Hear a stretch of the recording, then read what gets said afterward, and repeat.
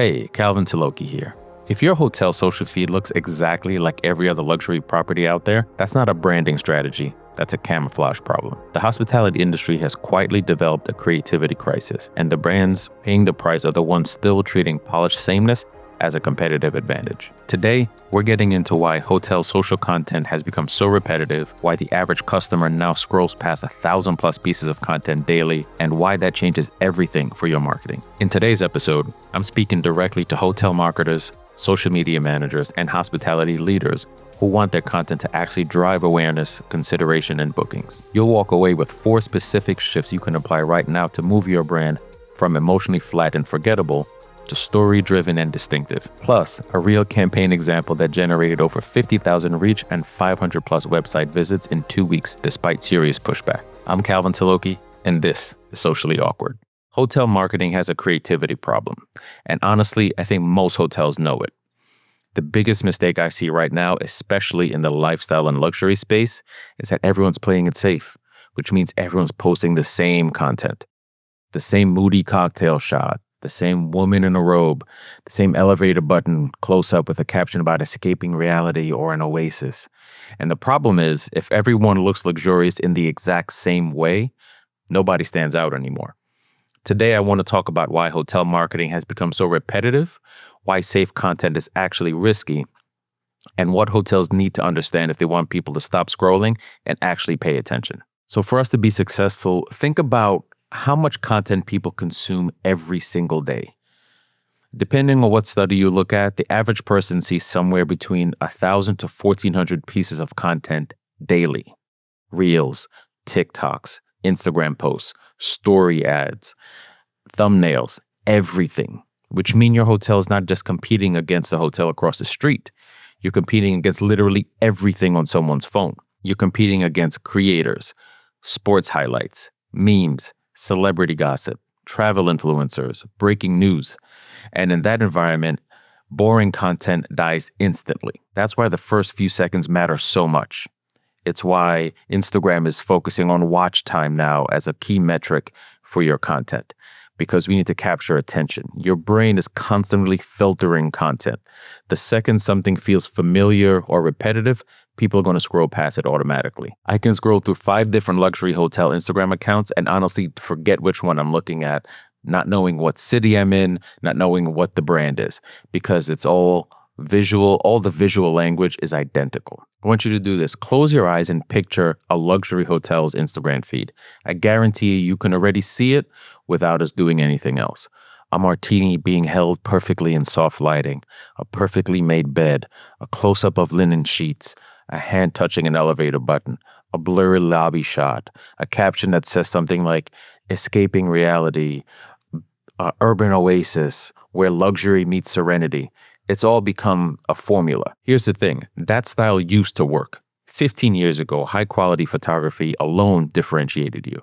Most people couldn't produce professional-looking visuals by themselves, so luxury hotels won simply by looking polished.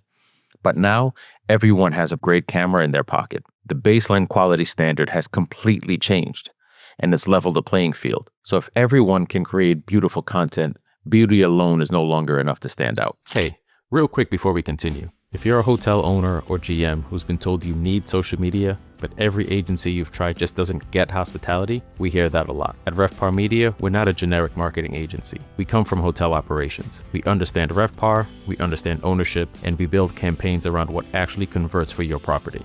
If that's something you're looking to solve right now, scan the QR code on screen or hit the link in the show notes. Now, back to the show. Storytelling is now the differentiator. This is the shift I think a lot of hotels haven't fully accepted yet. The story behind the content matters more now than the content itself. People don't stop scrolling because something is polished. They stop scrolling because something feels different, unexpected, human, entertaining, emotionally resonant. Luxury hotels especially tend to market atmospheres instead of experiences. But atmosphere is no longer unique.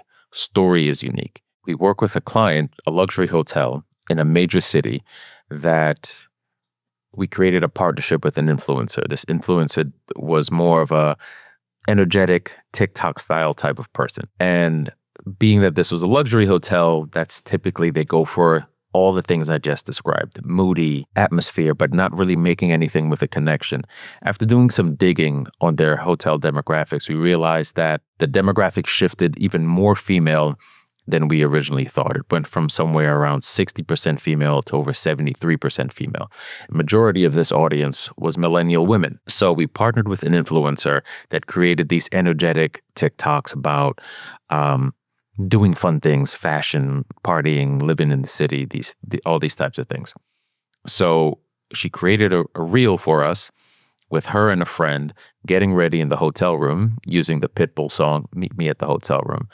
Upbeat, fun, using clips of them opening a bottle of champagne, getting their hair done, getting dressed, jumping on the bed, having fun, partying, getting ready for a fun night out in the city. This produced over 500 visits to the website that month. It produced over 300 new followers within 2 weeks, over 50,000 reach on her page and on the hotel's page.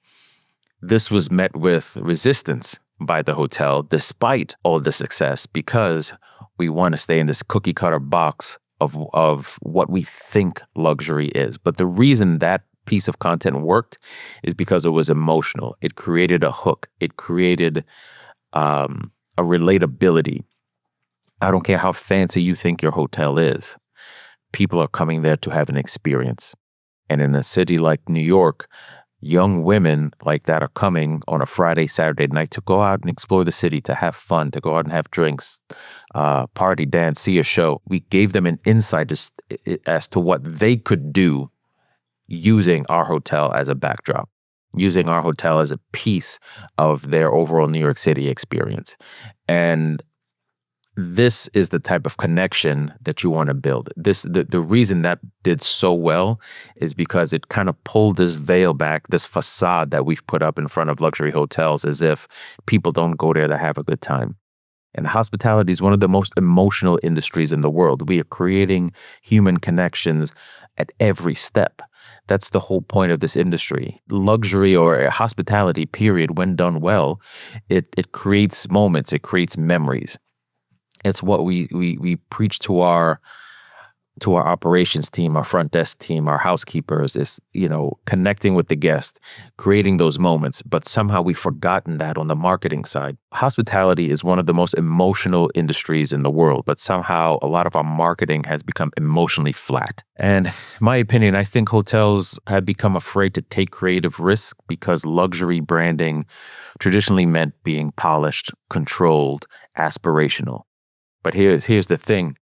Playing it safe now has become the riskiest thing you can do, because safe content blends in. Invisible marketing is ineffective marketing. If you're not standing out from your competition, and again, your competition is not just the hotels you're competing against.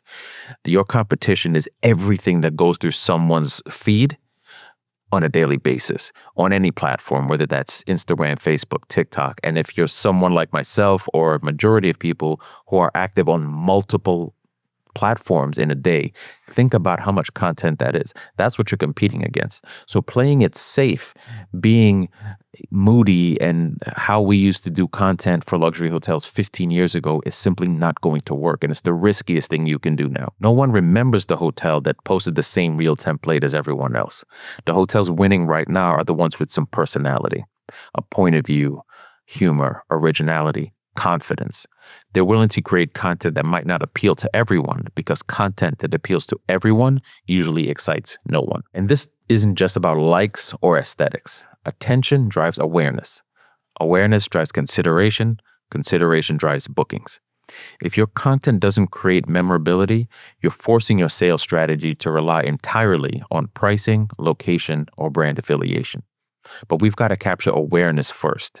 Strong marketing creates emotional preference before someone even books. And in an incredibly competitive hotel landscape, emotional preference matters. Also need to think about the impact of direct bookings in our current landscape. We're all fighting with the OTAs for our direct bookings, for that attention.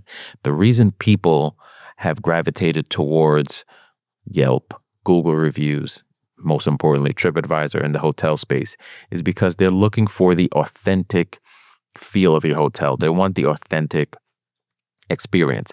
They understand that when they go to your website is going to be polished, curated, photoshopped images of your hotel. And that's what it's supposed to be. Your website is supposed to put your best foot forward. But we all know that's not necessarily what that room's going to look like when you check in. That's not necessarily what your lobby looks like or the beach at your resort looks like.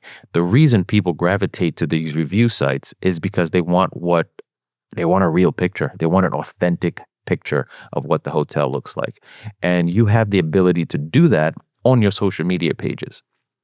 You have the ability to shift that share of people that are going to TripAdvisor, shift them to your Instagram page, your TikTok page, your Facebook page, show them what this hotel really looks like.